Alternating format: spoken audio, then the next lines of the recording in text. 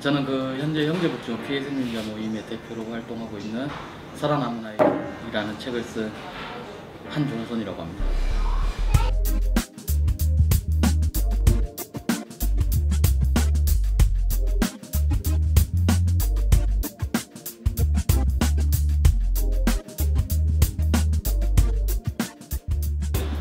형제복지원 사건은 1987년도 때 그 사건이 터졌는데, 그 당시에 울산지검에서 일하시는 김용원 검사님이 수사를 하셨고, 그러나 이제 부산 형제복지원이잖아요. 그러다 보니까 울산지검이 수사를 하는 게 좀 걸렸나봐요. 그래가지고 부산지검에서 수사를 못하게 방해를 했어요.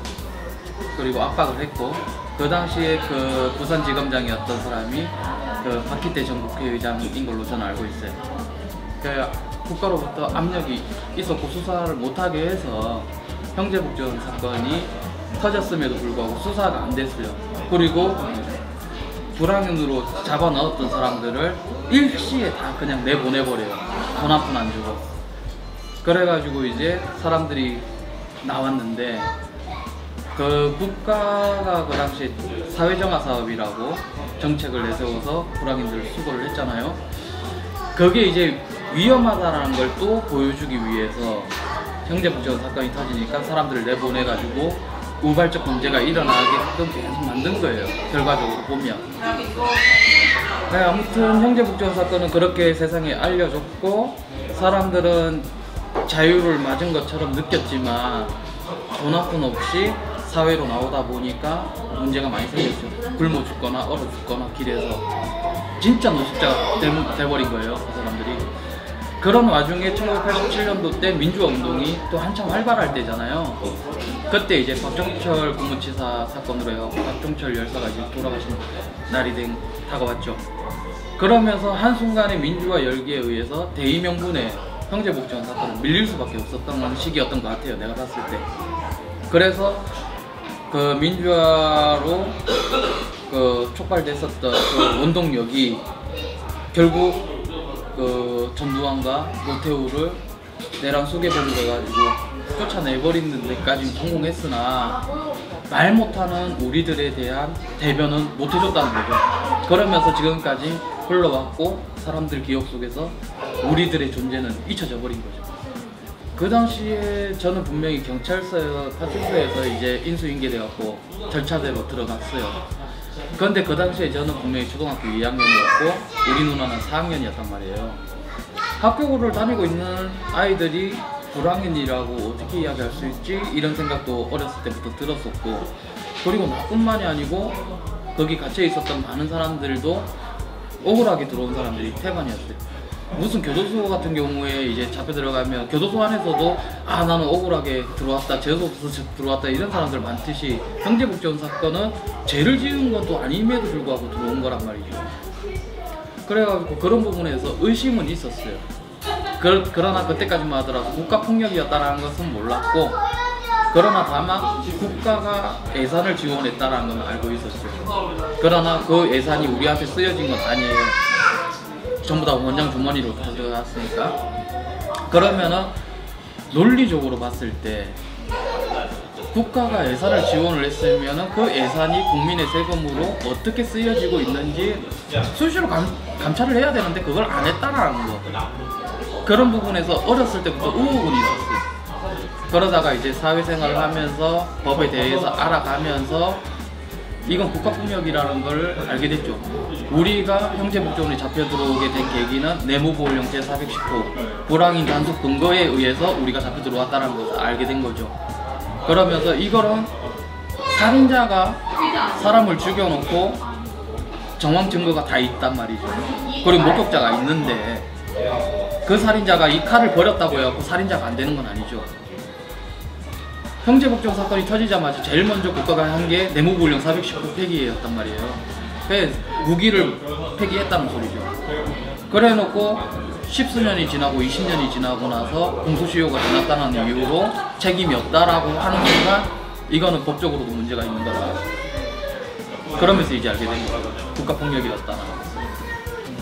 일단 진상규명이라는 것은 하는 것은 쉬워요. 의지만 있으면 가능한 거고, 정부에서. 그러나 진짜 이런 일들이 재반복 안 되게 하려면은 진상규명의 의미는 일단 자기 성찰이 필요해요. 자기 반성이 필요한 거고, 그리고 신념이 있어야 되겠죠. 정부가 자기 성찰을 통해서 과거에 전두환 정권에서, 박정희 정권에서 이렇게 해왔었던 것들을 지금 정부가 행한 것은 아니지만 국가를 한 생명으로 봤을 때 역사적 의미로 한 축이잖아요, 전부 다. 그 부분만 빼고 이야기할 수는 없는 거잖아요. 다 한 축이기 때문에 지금의 현 대통령이 과거의 그 정부의 사례까지 다 인정을 하고 과오를 바로 잡아야 된다, 성찰을 통해서. 그리고 나서 진상규명을 들어가야 되는 거죠. 그러면은 최소한 형제국조원 사건에 이어서 도가니 사건에서부터 뭐 대구 희망원 사건, 앞으로 또 일어날 사건들은 최소한 방지는 할 수가 있겠다는 거죠. 희망적으로 본다면 문재인 정부에서 가능하리라고 보는데, 최소한 제가 2012년도부터 국회 앞에서 1인 노숙 시위를 무기한으로 하면서 이렇게 여론화를 시켰잖아요. 그리고 지금까지 우리가 안 해본 거 없이 해볼 건 다 해보면서 왔어요. 그러나 그럼에도 불구하고 많은 국민들은 형제복종 사건에 대해서 몰라요. 그거는 지금 이 시대의 문제점이에요. 제가 봤을 때 이미 너무 개인주의에 너무 몰려 있잖아요. 사람들이 남에 대해서 상처를 아파하기보다는 내 개인주의에 시간을 쓰는 게 너무 많은 거예요. 학생들은 자기 취업을 위해서, 그리고 일하시는 분들은 자기 생계를 위해서 형제복종 사건이 언론으로, 뉴스로, 신문으로 아무리 도배가 됐다 하더라도 그들이 보지 않는 시간에 방송을 한다면 알려지려고 해도 안 알려진다는 거죠. 그 정보화가 너무 광범위해져도 사람들은 못 보는 거, 그런 게 있는 것 같아요. 처음에 국회 앞에서 1인 시위를 하기 전까지 사람들하고 이제 좀 많이 친한 사람들한테는 이야기를 해요. 친한 사이임에도 불구하고 안 믿어주는 사건이에요. 이 사건은 우리나라 민주국가이기 때문에. 민주주의 국가에서 어떻게 북한에서 일어날 법한 일들이 있었냐 하면서 뻥치지 마라 하면서 거짓말로 몰아가는 거죠. 그러면 나도 친한 사람들한테조차 믿음을 못 주기 때문에 나는 점점 갈수록 좌절감에 빠져들겠죠. 아픔이 있는 사람들은 자기 아픔에 대해서는 엄청나게 슬퍼하고 괴로워하고 힘들어해요. 그러나 남의 아픔에 대해서는 흘릴 눈물이 없는 거예요. 지금 당장에. 왜냐하면은 5.18만 보더라도 왜곡되고 차별화된 시선들이 존재하기 때문에 지금 당장에 울면 진다는 것을 알아요. 아픔이 있는 사람들은. 그렇기 때문에 더더욱 참고 견뎌내고 남의 아픔에 대해서 묵묵히 견뎌내는 거예요. 그냥 저는 그렇게 생각해요. 19대 국회 때 형제복종 사건 특별법이 폐기가 한번 됐기 때문에 20대 국회에 다시 재발의해 놓은 거거든요. 그러면은 이제 처음부터 다시 시작한다고 보시면 돼요. 증언대회도 그 절차 중에 하나고 공론화시키기 위한 방법이고, 그리고 야당 측에서 지금 자유한국당이나 바른정당이나 이쪽에서 또 딴지를 걸겠죠. 공청회도 안 했는데 어떻게 이걸 법안을 새로 만드는 걸 추진할 수 있겠냐 하면서 이런 딴지를 걸 때 공청회가 필요하다면 공청회 또 과정을 또 지나쳐야 되는 거고, 그런데 공청회 없이 바로 법안이 본회의로 이제 통과가 된다면 가능성은 있죠. 그런 과정이 아직도 절차가 한 5-6개는 더 남아있기 때문에 어떻게 될지 잘 모르겠어요. 국가폭력의 해결 방법은 제가 봤을 때 정확하게 선을 그어야 된다는 거. 일단 지금 많은 국가폭력의 사건에 대해서 보상으로 해결을 해버렸단 말이에요. 배상과 보상의 차이점은 엄연하게 있어요. 보상이라는 것은 안타깝지만 지금 생계에 대해서 이거라도 받고 그냥 무마합시다, 이런 성격이 강한 거죠. 어떻게 보면 보상이. 그러나 배상이라는 것은 같은 금액의 돈이라 할지라도 전제가 있어요. 최소한 국가가 폭력을 행사를 해서 희생이 일어난 거라면 국가가 전제가 사과를 해야 된다는 거예요. 지금 모든 국가폭력에 대해서 5.18도 마찬가지예요. 보상으로 해결을 해놓은 거예요.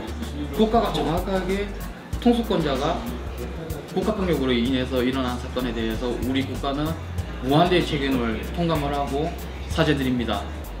후대의 대통령 역시도 이거는 뜻을 이어가 주셔야 됩니다 라고 정확하게 못을 박아줘야 되는 거예요. 안 박아놔놓고 법조문의 보상으로 해결을 해놨기 때문에 국가로부터 정확한 사과를 못 받은 거예요. 명시가 안 돼 있기 때문에. 그러니까 모든 사건들은 전부 다 사과 없이 돈으로 해결돼 버리니까 국민들 인식에는 국가폭력이라 할지라도 저것도 돈 타먹으려고 그러는구나, 이렇게 나쁜 안 좋은 인식을 갖게 돼버리는 거죠. 상식이잖아요. 상식의 문제. 법이라는 것은 정확하게 상식의 문제로 접근해서 거기에 명시를 해주고 사과를 통해서 못을 박아주고, 그리고 앞으로 일어난 드러나지 않은 사건들에 대해서도 정확하게 길을 열어놔줘야 된다는 거예요.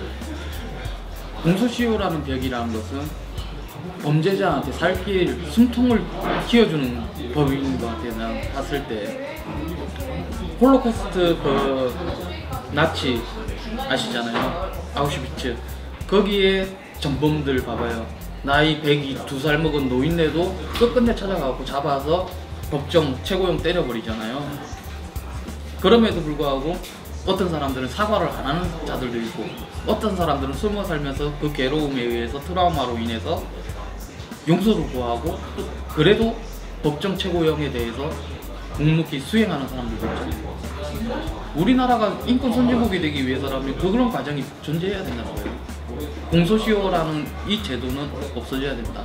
저희가 진상규명을 이야기하게 된 계기는 분명하게 할 수 있는 것은 피해 당사자인 우리가 직접 당했었고 직접 겪었었고 그로 인해서 트라우마가 평생을 지배한다는 것. 많은 사람들은 그 안 좋은 기억들은 잊어라라고 이야기를 하지만 우리도 잊고 싶죠. 그리고 대통령 통수권자였던 박근혜 전 대통령이 했던 말이 그거죠. 과거는 잊고 미래로 갑시다. 잊어져야지 가죠. 어떤 사람한테는 그 과거가 전부인 인생인 사람들도 있거든요. 그 과거가 정리 안 되고서는 한 발자국도 못 나가는 게 트라우마를 가지신 분들이라고 저는 봐요. 최소한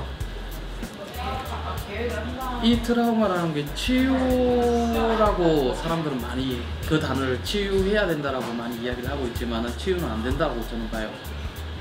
그러나 그 트라우마를 어떻게 잘 감싸고 어떻게 잘 견뎌내고 어떻게 버텨가느냐라는 그 힘을 키우는 게 중요한 거지, 이게 뭐 내가 잊고 싶고 뭐 치유됐다라고 말을 할 수가 없는 부분이라고 저는 생각하거든요.